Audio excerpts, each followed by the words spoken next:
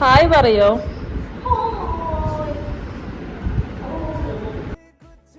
നിങ്ങൾ വിചാരിക്കും എന്താണ് ഇങ്ങനെ കിച്ചണിൽ കയറി കറങ്ങി കളിക്കുന്നതെന്ന്. വേറൊന്നുമല്ല, ബീഫ് കറി ഉണ്ടാക്കാൻ വേണ്ടിയിട്ടാണ് കേട്ടോ. ബീഫ് കറിയും ബ്രെഡും നമുക്ക് കുറേ ദിവസമായിട്ട് ഭയങ്കരമായിട്ട് ക്രേവിങ് ലിസ്റ്റിലുള്ളതാണ്.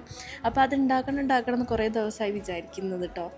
ഞാൻ അല്ലറ ചില്ലറ പണികളൊക്കെ ചെയ്ത്, അതായത് ഉള്ളി വെട്ടുക, പിന്നെ തക്കാളി വെട്ടി കൊടുത്ത് അങ്ങനെയൊക്കെ ചെയ്ത്. പിന്നെ ഇത് ഞാൻ പയറ് മുളപ്പിക്കാൻ വേണ്ടി ഞാൻ പയറ് പുറത്തെടുത്ത് വെച്ചേക്കട്ടോ. ഒരു വട്ടം ഞാൻ വെള്ളത്തിൽ സോക്ക് ചെയ്തിട്ടാണ് സീവറിലേക്ക് എടുത്തിട്ടത്. അത് യൂട്യൂബിലൊക്കെ നോക്കിയിട്ടാണ് സെറ്റ് ചെയ്തത്.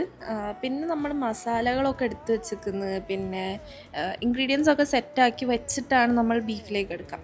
ഈ ബീഫ് കറി നമ്മൾ തീരെ പ്ലാൻ ചെയ്യാണ്ടായിരുന്നു, അൺഎക്സ്പെക്റ്റഡ് ആയിട്ടാണ് നമ്മളിപ്പോൾ ഉണ്ടാക്കുന്നത് കേട്ടോ. കാണുന്ന ഇൻഗ്രീഡിയൻസ് ഒക്കെ ഇട്ടെങ്ങാൻ എല്ലാം ഒന്ന് സെറ്റാക്കി സോർട്ട് ചെയ്ത് വന്നപ്പോൾ ഉണ്ടല്ലോ, നല്ലൊരു മണമൊക്കെ ഉണ്ടായിരുന്നു.